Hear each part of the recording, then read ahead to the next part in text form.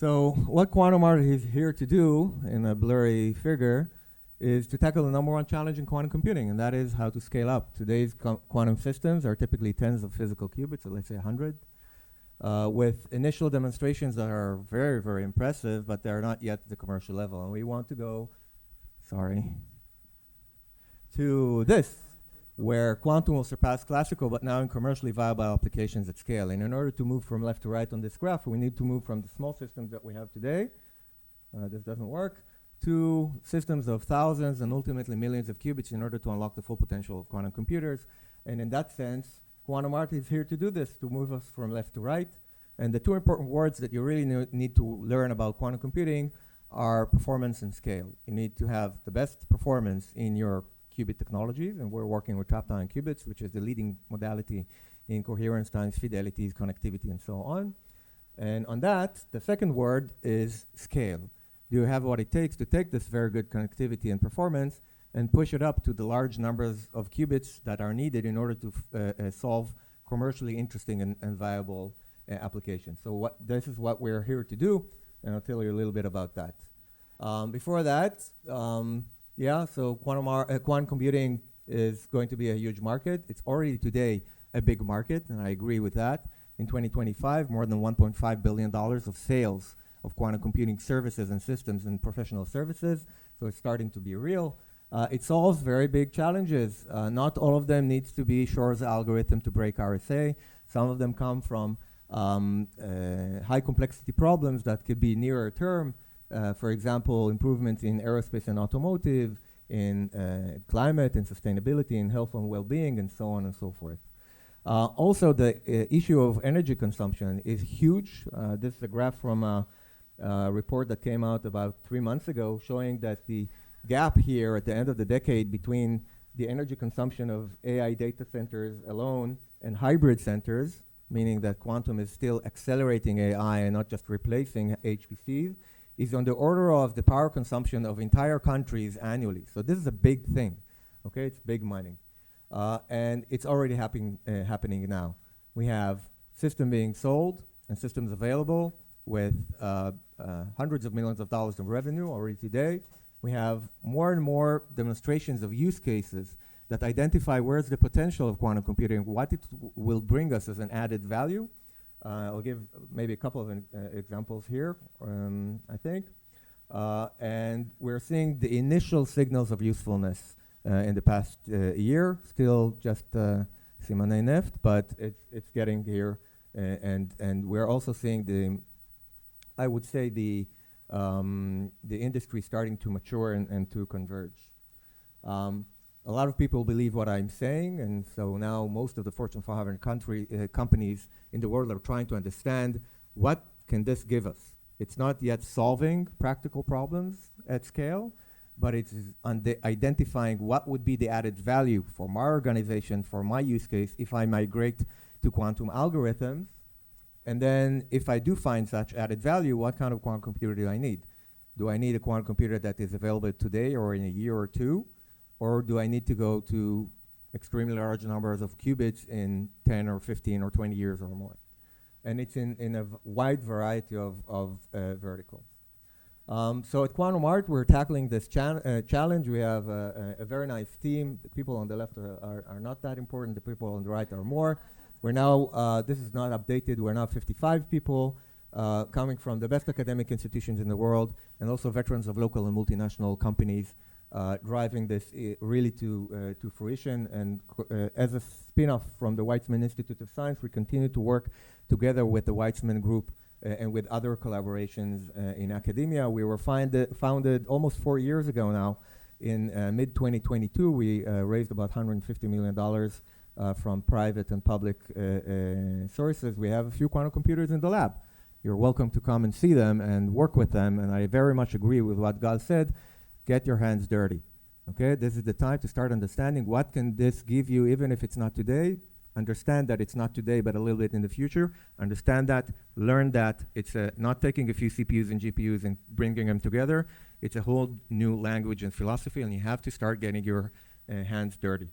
You know, building a quantum computer is a formidable challenge. It's quite difficult, and so wherever we don't need to reinvent the wheel, we'd rather collaborate and integrate, and we do that quite extensively, as you could see from the variety of logos here. I'll give a couple of examples.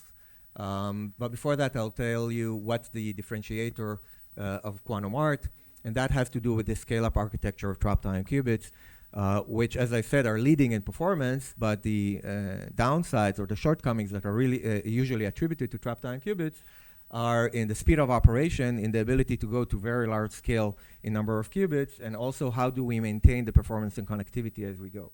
So in trapped ion qubits, as shown here, we are working with individual ions as qubits. We arrange them in a line or a chain like that, individual ions spaced by about 5 microns from each other, and we interact with them with lasers. What usually the industry is doing is working on single and 2 qubit operations in series, one at a time. So at Quantum Art, we're taking that a little bit beyond, and instead of shining our lasers at 1 or 2 qubits at a time, we're shining them with a complex laser modulation on dozens of qubits at once, driving all of the degrees of freedom at once, and doing what we call large-scale multi-qubit gates. For example, if I go to the extreme, to 50 qubit gates, this is equivalent to doing a sort of something like 1,000 or 1,200 standard 2 qubit gate operations one after the other, but we're doing them in one go. So we're mitigating the shortcoming of the speed of operation of trapped ion computers by orders of magnitude and reducing the error because we're doing that in only one physical operation instead of multiple operations like that. But this thing of operating all of the degrees of freedom in the system only goes so far because at some point it starts to become a very difficult control problem. And so when people scale up trapped ions beyond that, they usually segment their ion chain into different traps of ions, and we'll talk about how they connect them in a second.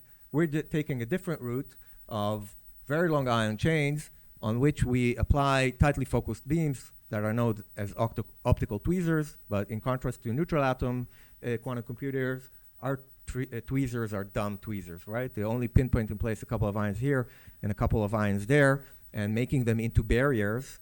And in between these barriers, you have these segments of a few tens of qubits each of manageable size that we can work in parallel to each other. So we could take a 1,000 ion chain and segment it into 20 cores of 50 qubits each, realizing a multi-core QPU architecture that can be very, very effective. But just multiplying my quantum computer by a factor of 20 from a single 50 qubit register that is roughly the state of the art today to, let's say, 20 cores is not a big thing. The big thing comes from how do you connect all of these things together, okay? And how do you convey information between these segments? And this is the bottleneck, I think, in most technologies in quantum computing in some way. So what usually people do if they have separate traps is that they physically or mechanically move ions between traps. Which is a cool thing. This is leading to the best performance out there in the world today. But it has, again, shortcomings of speed because moving things mechanically is always slow. For example, if you look at Quantinuum, they're spending more than 90% of their time on traffic instead of doing calculations with their trapped ion qubits. Secondly, they're creating a bottleneck in connectivity because when I'm moving one qubit from one trap to one qubit in another trap, I'm kind of losing the all-to-all connectivity feature, which is unique to ions. And third, the footprint of this QPU becomes prohibitively large because it's determined not by how close we can bring qubits together, but rather what's the size of these traps. But because we are doing this optical segmentation thing, we don't care about these shortcomings because lasers that are used to create these barriers here are really easily turned on and off in a microsecond time. So instead of moving the qubits around, we're moving their information around by reconfiguring this architecture, turning the barriers here and here and here off and turning them on in a new configuration, thereby taking half of this core and half of that core and turning them into a new, immediately all-to-all connected core. And we're doing that on all of the cores at once, so we can get in one reconfiguration step, without moving any qubit around, in a microsecond, hundreds and hundreds of cores, qubit-to-qubit connectivities, which is quite massive. And because we're not moving qubits around, this is very dense, and we can take it to the next level and realize two-dimensional meshes of rows and columns that work in the same way and could be extremely dense or compact in form factor. And I'll show what it means in our roadmap in a second. So this is what we're set out to do.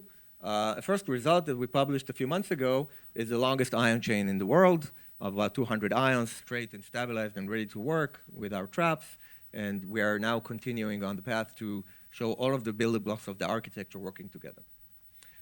This is our roadmap. We're very soon launching our first cloud service and also standalone system at the level of tens of qubits, including multi-qubit gates. So already at that level, we're bringing something that only us are doing in the world. In 2027, we'll have a 1,000-qubit system, putting us on the playing field towards initial commercial viability or quantum advantage. And at the end of the roadmap, we're looking at 1 million qubits in a 2-by-2-inch footprint. And I think that you'll hear numbers like that from other people today. Alon. I think that's the name of the game. This is where we're going to go. 2 examples of collaborations. We're working with NVIDIA, showing together with them on our compilers that we can reduce the depth of quantum algorithms by 1 to 2 orders of magnitude while reducing the errors by tens of percent. I don't have time to go into details like that. We're working with the Israeli government on solving partial differential equations, and again, showing a 10x to 100x more efficiency in the circuit size of solving, for example, the wave equation, which is relevant for communication technologies and security applications.